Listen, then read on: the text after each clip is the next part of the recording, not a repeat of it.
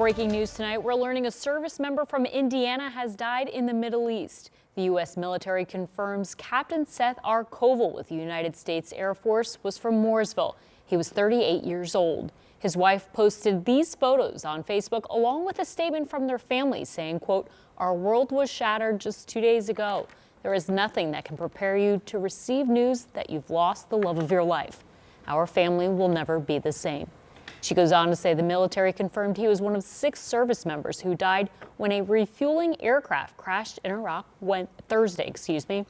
The military says his refueling aircraft was taking part in Operation Epic Fury.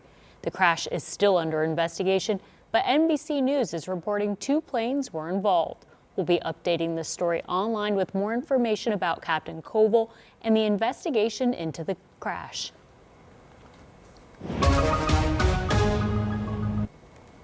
We're looking ahead to a weather impact alert tomorrow as well as Monday. Rob Ellis is tracking a roller coaster of a 7-day forecast. I mean, it's going to go from the 70s to the 20s, back to the 70s, and of course in between we've got rain, snow, and storms. And wind. We got to throw wind in there. Yeah, the wind is going to be a part of that as well. Here's what we're looking at. This is the threat from the Storm Prediction Center, a level 3 on a scale of 1 to 5. That's the area in orange, and as you go farther to the north into northern Indiana, that threat diminishes. But it's this area that we're going to be tracking when a line of storms rolls through tomorrow. So let's take you to tomorrow afternoon.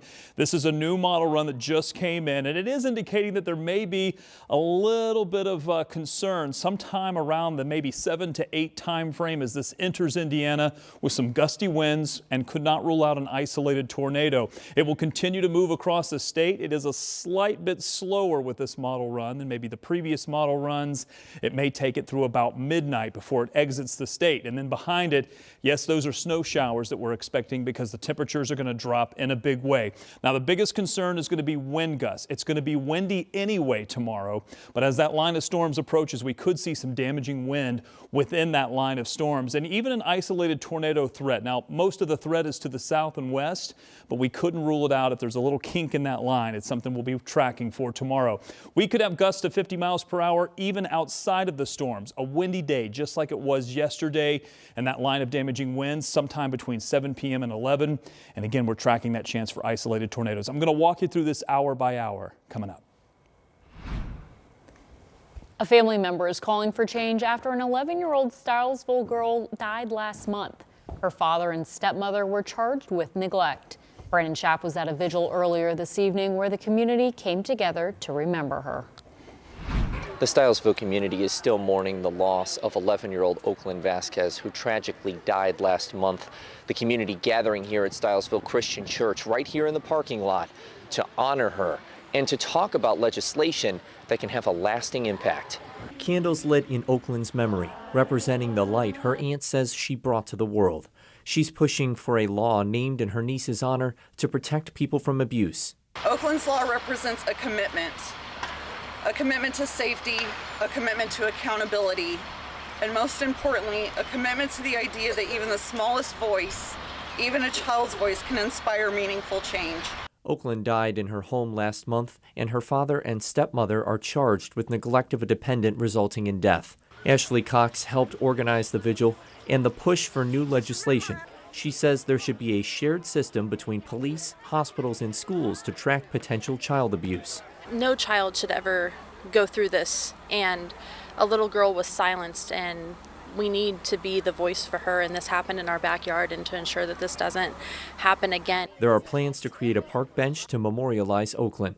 Organizers say people from several surrounding communities came to the vigil. It's very sad at the reason why it had to happen, but I love seeing everybody come out, and I thank every single one of them for being here tonight.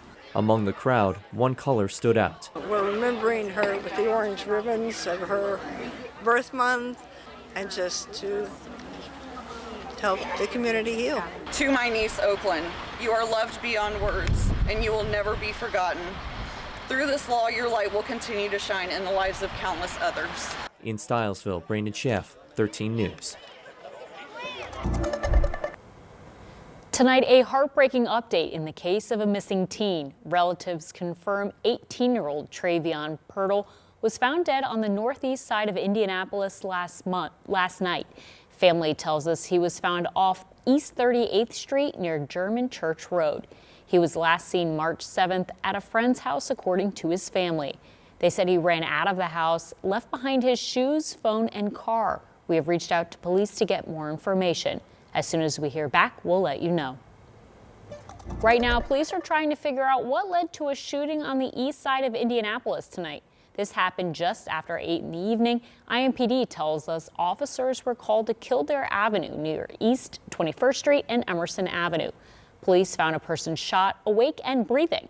He was taken to Methodist Hospital, and police say they do not think this was a random shooting. Well, we feel that this was definitely a targeted incident that occurred on this individual in the front of this residence. So we don't feel that there's any immediate danger to the neighborhood right now at this particular time. Right now, police are searching for any information. If you know anything, you're asked to call IMPD or Crime Stoppers. We have information for you to do that right now at WTHR.com. Tonight, an update from IMPD after they announced youth curfews are being enforced once again. We are about 24 hours into the first weekend back. IMPD Chief Tanya Terry posted on social media she's thankful to report no youth arrests last night. There was also no use of the Connection Center, which is where kids breaking curfew are taken until someone can pick them up. She says the center will be activated again tonight. We'll keep you posted on any updates.